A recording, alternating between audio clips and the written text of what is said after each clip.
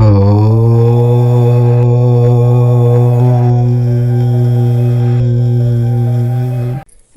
మహాలయ అమావాస్య, పైగా సూర్యగ్రహణం కలిసి వస్తున్న అద్భుతమైన రోజు. ఇది ఎన్నో వేల సంవత్సరాల తర్వాత వస్తున్న విశేషమైన రోజు. అయితే ఇది చాలా అరుదైన అమావాస్య అని పండితులు చెప్తూ ఉన్నారు. ఈ అతిపెద్ద అమావాస్య రోజు వేప చెట్టు మొదట్లో దీనిని పడేస్తే 1 గంటలో మీ సమస్యలన్నీ కూడా తీరిపోతాయి. అంతేకాదు కోట్ల రూపాయలు దొరుకుతాయి. మీరు కోట్లను సంపాదించే అదృష్టాన్ని పొందుతారు. ఈ శక్తివంతమైన అమావాస్య రోజు దీనిని వేప చెట్టు మొదట్లో పడేస్తే మీపై ఉన్న చెడు శక్తి అంతా కూడా పోతుంది. నెగిటివ్ ఎనర్జీ తొలగిపోతుంది. దుష్ట శక్తుల ప్రభావం తొలగిపోతుంది. మీకు కలిగే ఆటంకం అన్నీ కూడా తొలగిపోతాయి. ఇది చాలా పవర్ఫుల్ పరిహారం. అమావాస్య తిథి అనేది గొప్ప తిథి. ఈ తిథి రోజు ఏ పరిహారం చేసినా 100కు 100% ఫలితాలను పొందుతారు. ముఖ్యంగా అమావాస్య రోజు వేప చెట్టు దగ్గర ఈ ఒక్క పరిహారం చేస్తే కేవలం గంటలో మీ జీవితం మారిపోతుంది. అదృష్టం పడుతుంది. ఈ పరిహారం ఎవరైతే చేస్తారో వారికి సంపాదన విపరీతంగా పెరుగుతుంది. చేతిలో డబ్బు నిలుస్తుంది. 100 రూపాయలు పొదుపు చేసేవారు 1000 రూపాయలు పొదుపు చేస్తారు. 1000 రూపాయలు పొదుపు చేసేవారు 2000 లేదా 5000, ఇలా ఎంత కావాలంటే అంత పొదుపు చేసే స్థాయికి వెళ్తారు. ఆర్థిక పరంగా మంచి అభివృద్ధిని చూస్తారు. మీ మనసులోని కోరికలు కూడా నెరవేరుతాయి. వేప చెట్టు సాధారణమైన చెట్టు కాదు, దైవిక శక్తులు ఉన్న చెట్టు. ఈ చెట్టు ఎక్కడ ఉంటే అక్కడ స్వచ్ఛమైన గాలి ఉంటుంది. పాజిటివ్ ఎనర్జీ కూడా ఎక్కువగా ఉంటుంది. దేవతలు నివాసం ఉండే చెట్టులో ఈ వేప చెట్టు కూడా ఒకటి. వేప చెట్టు గురించి మన హిందూ పురాణాలలో చాలా కథలు ఉన్నాయి. అమ్మవారికి అంకితం చేయబడిన చెట్లలో వేప చెట్టు ఒకటి. పూర్వం కొందరు భక్తులకు అమ్మవారు వేప చెట్టు రూపంలో సాక్షాత్కరించిందని చెప్పేవారు. లక్ష్మీదేవికి కూడా వేప ఆకులు, వేప కొమ్మలు అంటే చాలా ఇష్టం. అమావాస్య రోజు గుమ్మానికి వేప కొమ్మలను కడితే లక్ష్మీదేవి మీ ఇంటికి ఆకర్షితురాలవుతుంది. వేప చెట్టు గురించి చెప్పాలంటే చాలా విషయాలే ఉన్నాయి. వేప చెట్టు వద్ద పరిహారాలు, పూజలు చేసిన వారికి అదృష్టం వస్తుందని పరిహార శాస్త్రంలో ఉంది. ఈ శక్తివంతమైన అమావాస్య రోజు వేప చెట్టు మొదట్లో వీటిని పడేస్తే అమ్మవారి అనుగ్రహం కలుగుతుంది. విపరీతంగా ధనలాభం కలుగుతుంది. మరి ఈ అమావాస్య రోజు వేప చెట్టు మొదట్లో ఏం పడేయాలో ఇప్పుడు మనం ఈ వీడియోలో తెలుసుకుందాం. అంతకన్నా ముందు మా వీడియో నచ్చితే లైక్ చేసి షేర్ చేయండి. అలాగే మా ఛానల్ని కూడా సబ్స్క్రైబ్ చేసుకుని మాకు సపోర్ట్ చేయండి. ఇక వీడియోలోకి వస్తే ఈ అమావాస్య సామాన్యమైన అమావాస్య కాదు. ఇది మహాలయ అమావాస్య. అమావాస్య రోజు వేప చెట్టును పూజించటం వల్ల ఎన్నో దైవ అనుగ్రహాలు పొందుతారు. అలాగే ఇది మీ ఇంట్లో దుష్ట శక్తులను నశించేలాగా చేస్తుంది. దీనితో ఎవరి చెడు కన్ను మిమ్మల్ని తాకదు, దిష్టి తాకదు. వేప చెట్టును పూజించటం వల్ల పితృదోషం కూడా తొలగిపోతుందని జ్యోతిష్యులు చెప్తూ ఉన్నారు. అలాగే పూర్వీకుల ఆశీస్సులు కూడా మీపై ఉంటాయి. ఈ వేప చెట్టును పూజిస్తే దేవతలు, దేవుళ్ళు సంతోషిస్తారని జ్యోతిష్యులు చెప్తారు. చెట్టుపైనే దేవుళ్ళు నివసిస్తారని నమ్ముతూ ఉంటారు. అందుకే ఈ చెట్టుకు పూజలు చేస్తూ ఉంటారు. వేప చెట్టును పూజిస్తే మన జీవితంలోనే బాధలన్నీ కూడా తొలగిపోతాయని నమ్ముతూ ఉంటారు. వేప చెట్టులో 2 దేవతలు కలిసి నివసిస్తూ ఉంటారు. ఒకరు దుర్గామాత, మరొకరు సీతామాత. అందుకే ఈ చెట్టును పవిత్రంగా భావిస్తూ ఉంటారు. రోజు పూజ చేస్తారు. వేప చెట్టును పూజించటం వల్ల మనం సకల బాధల నుంచి బయటపడతామని జ్యోతిష్యులు చెప్తూ ఉన్నారు. వేప చెట్టును పూజిస్తే కుటుంబంలో, మన జీవితంలో ఉండే అన్ని రకాల నెగిటివిటీ తొలగిపోతుంది. అంతేకాకుండా ఇది మన జీవితంలో సానుకూలతను పెంచుతుంది కూడా. శనిదోషం ఉంటే ఎక్కడా లేని సమస్యలు మనల్ని చుట్టుముడుతూ ఉంటాయి. అందుకే శనిదోషం పోయేందుకు ఎన్నో ప్రయత్నాలు చేస్తూ ఉంటాము. అయితే మీకు శనిదోషం ఉంటే రోజు వేప చెట్టును పూజించాలి. ఇది శనిదోషం నుండి మీకు ఉపశమనాన్ని కలిగిస్తుంది. గ్రహదోషాల నుండి మీపై ఉన్న చెడును తొలగించే వరకు ఈ వేప చెట్టు మీకు ఎంతో సహాయం చేస్తుంది. కేతువు చెడు నీడ ఒకరి జీవితంలో నివసిస్తే వాళ్ళు తమ జీవితంలో ఎన్నో సమస్యలను ఎదుర్కొంటారు.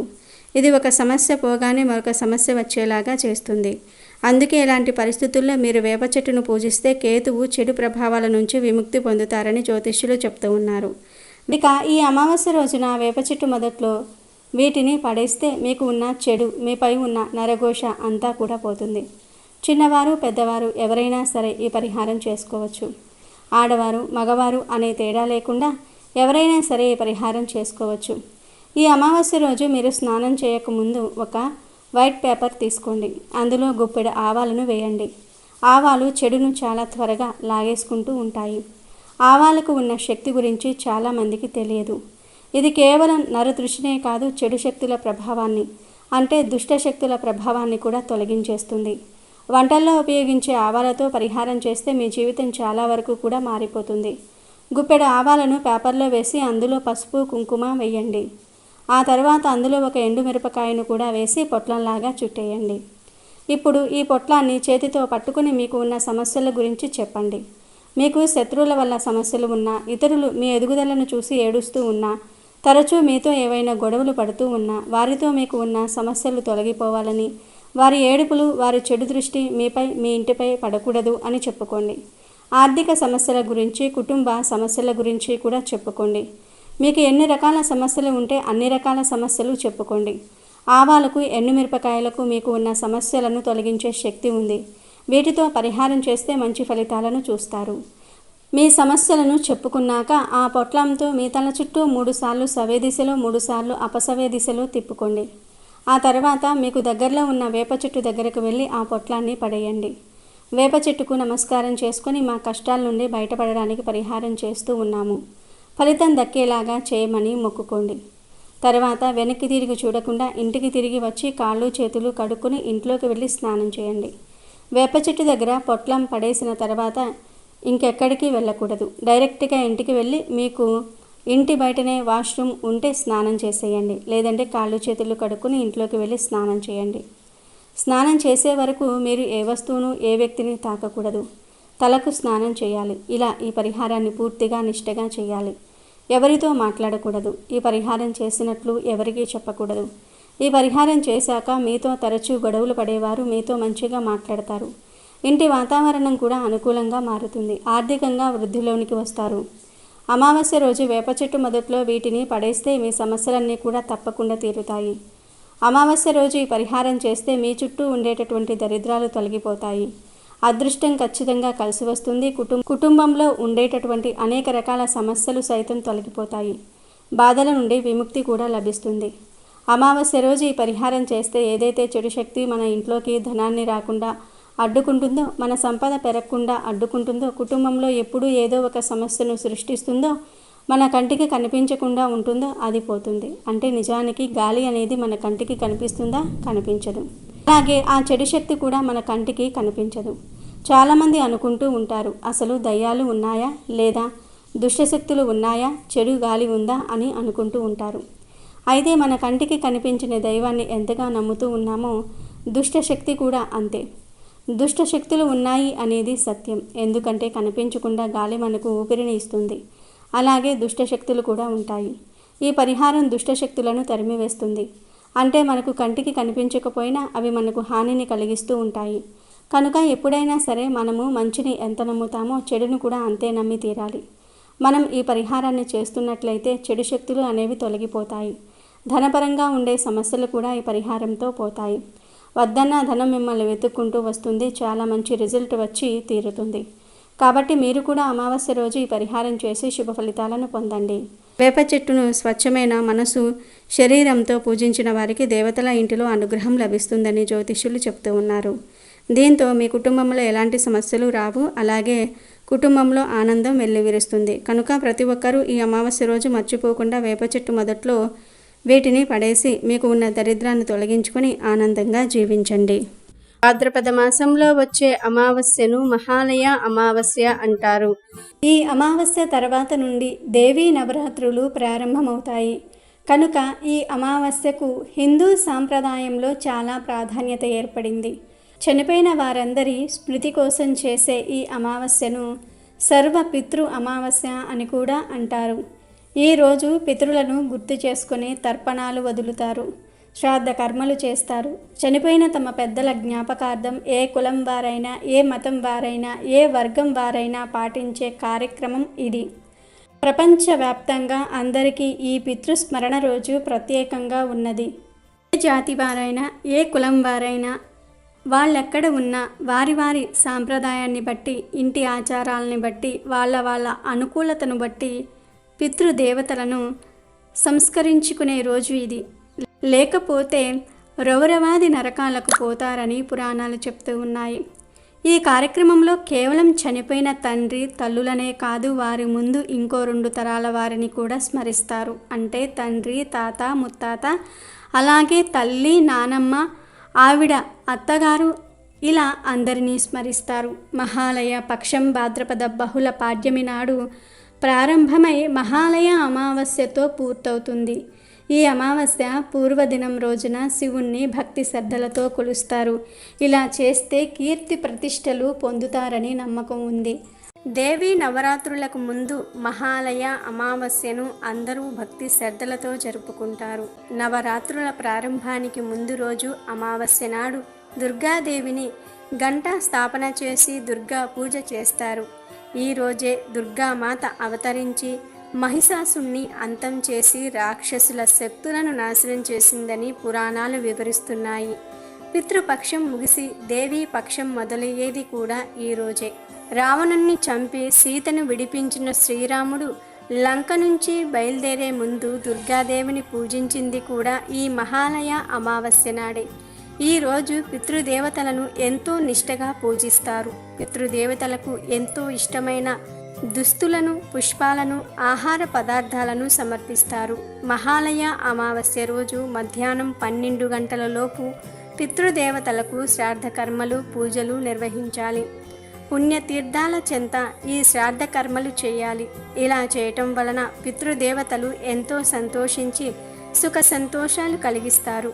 పితృదేవతలకు ఇష్టమైన వస్త్రాలను, పదార్థాలను సమర్పించి వాటిని బ్రాహ్మణులకు దానం చేయటం ద్వారా ఎంతో పుణ్యం లభిస్తుంది. అమావాస్య రోజు కోడిగుడ్డు పరిహారం చేయటం వలన మీకు తిరుగులేని యోగం ప్రాప్తిస్తుంది. మీపై ఉన్న చెడు అంతా కూడా తొలగిపోతుంది. మీకు చక్కగా కలిసి వస్తుంది. కోడిగుడ్డు చూడడానికి తెలుపు రంగులో ఉంటుంది, కానీ కోడిగుడ్డుకు దృష్టిని, నెగిటివ్ ఎనర్జీని తీసేసే చాలా గొప్ప శక్తి ఉంది. దృష్టిని తొలగించుకునేందుకు కోడిగుడ్డు అద్భుతంగా పనిచేస్తుంది. కోడిగుడ్డుతో దృష్టి తీయటం వలన ఎంత మంచి ప్రయోజనం కలుగుతుందో చెప్తే మీరు నమ్మలేరు. ఎక్కువగా దరిద్ర బాధలు, దిష్టి దోషాలు మనకు ఉన్నట్లయితే ఏ పని చేసినా కూడా కలిసి రాదు. ఇలాంటి సమస్యల వలన చాలామంది ఇబ్బంది పడుతూ ఉంటారు. మాకే ఈ సమస్యలు ఎందుకు వస్తూ ఉన్నాయి అని ఆలోచిస్తూ ఉంటారు. అలాంటి ఆలోచనల నుండి బయటపడేయడానికి, అలాంటి దరిద్రాల నుండి సులభంగా బయటపడడానికి ఈ పరిహారం బాగా ఉపయోగపడుతుంది. కానీ ఒక్క విషయం గుర్తుపెట్టుకోండి, అమావాస్య తిథి ఉన్న రోజు సాయంత్రం 6:15 తర్వాత, అంటే చీకటి పడ్డాక మాత్రమే ఈ కోడిగుడ్డు పరిహారం చేయాలి. ఎందుకంటే చీకటి పడ్డాకే నెగటివ్ ఎనర్జీ బయటకు వస్తుంది. అప్పుడు ఈ కోడిగుడ్డు పరిహారం చేస్తే వాటిని త్వరగా క్యాచ్ చేసుకోవచ్చు, అంటే త్వరగా మనం పట్టుకోవచ్చు. అమావాస్య అనేది మామూలు రోజు కాదు. చెడును తీసేయడానికి అమావాస్య కంటే మరొక మంచి రోజు ఉండదు. అమావాస్య కోసం చాలామంది ఎదురు చూస్తూ ఉంటారు. అమావాస్య రోజు ఏ పరిహారం చేసినా కూడాను ఖచ్చితంగా అది ఫలిస్తుంది. ఇప్పుడు చెప్పుకోబోయే విధంగా ఎవరైతే ఈ ఉపాయాన్ని అమావాస్య రోజు సాయంత్రం చేస్తారో వారికి అంతా మంచే జరుగుతుంది. ఎక్కువగా దరిద్ర బాధలు అనుభవించి కష్టాలు పడేవారు ఉంటారు. అలాంటి వారు ఈ పరిహారం చేయటం వలన వారి దరిద్రమంతా కూడా వెళ్ళిపోయి జీవితం మారిపోతుంది. ఈ పరిహారం దిష్టి తీసేయడానికి ఉపయోగపడుతుంది. దృష్టి అంటే మనకు ఏదో తగిలింది, ఏదో గాలి సోకింది అని పెద్దలు చెప్తూ ఉంటే వింటూ ఉంటాం. ఒక్కోసారి మన చుట్టూ ఉన్న వాళ్ళ దిష్టి మన మీద ఉండటం వలన పనుల్లో ఆటంకాలు ఎదురవుతూ ఉంటాయి. అంటే మీరు ఉద్యోగం చేసే చోట మీరు పై స్థాయికి ఎదిగితే మిమ్మల్ని అందరూ చూసి కుళ్ళుకుంటూ ఉంటారు. బయటకు బాగానే ఉన్న మనసులో మాత్రం ఎంతో కొంత అసూయ ఉంటుంది.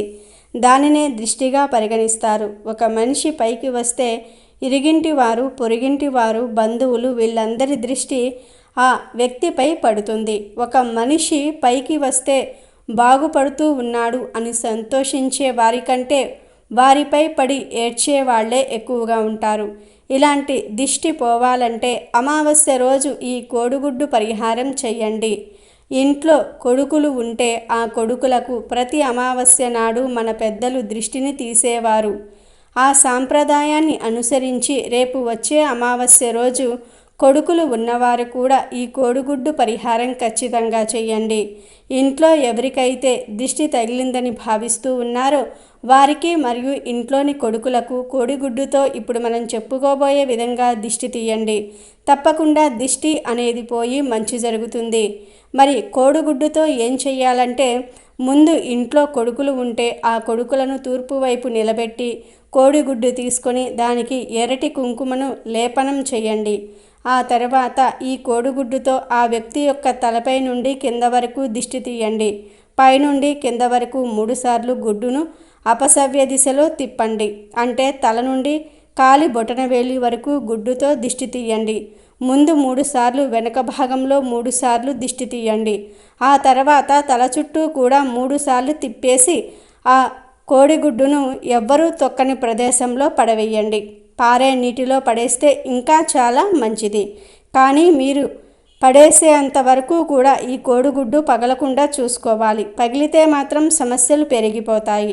ఇంట్లో కొడుకులు ఉన్నవారు ఈ విధంగా కొడుకులకు దిష్టి తీసి ఎర్రటి నీళ్లతో మళ్ళీ ఒక్కసారి దిష్టి తీసి ఆ నీటిని పారబోసేయండి. అమావాస్య రోజు ఇలా చేస్తే మీ కొడుకులు వృద్ధిలోనికి వస్తారు. దానిలో ఎలాంటి సందేహం లేదు. కొడుకులకు అంటే మగవారికి ఈ విధంగా కోడిగుడ్డుతో దిష్టి తీయాలి. ఇక ఆడవారికి దిష్టి తగిలిందని భావిస్తే అమావాస్య రోజు కోడిగుడ్డుకు కాటుకతో బొట్టు పెట్టి సేమ్ ప్రాసెస్తో, అంటే ఇప్పుడు మనం చెప్పుకున్న విధంగా పైనుంచి కాళ్ళ వరకు, అంటే నెత్తి నుంచి అరికాళ్ళ వరకు 3 సార్లు సవ్య దిశలో, అపసవ్య దిశలో ఇప్పుడు మనం చెప్పుకున్న విధంగా దిష్టి తీసేయండి. అంటే గుడ్డుతో ముందు 3 సార్లు, వెనుక 3 సార్లు, తలపై నుండి 3 సార్లు దిష్టి తీయండి. ఈ గుడ్డును కూడా పారే నీటిలో పడవేయండి. ఇలా చేస్తే చక్కగా దిష్టి దోషాలన్నీ కూడా తొలగిపోతాయి. ఈ రోజుల్లో చాలామంది వీటిని నమ్మరు. కానీ దేవుడు ఉన్నాడనేది ఎంత నిజమో దుష్ట శక్తులు ఉన్నాయి అనేది కూడా అంతే నిజం. మన కంటికి కనబడని శక్తుల వలన మనం కొన్నిసార్లు తీరని సమస్యలను ఎదుర్కొంటూ ఉంటాం. ఆ సమస్యలు పోవాలంటే మాత్రం తప్పక రేపు అమావాస్య రోజు ఈ కోడిగుడ్డు పరిహారం చేసి శుభ ఫలితాలను పొందండి. దిష్టి దోషాలను కూడా తొలగించుకోండి.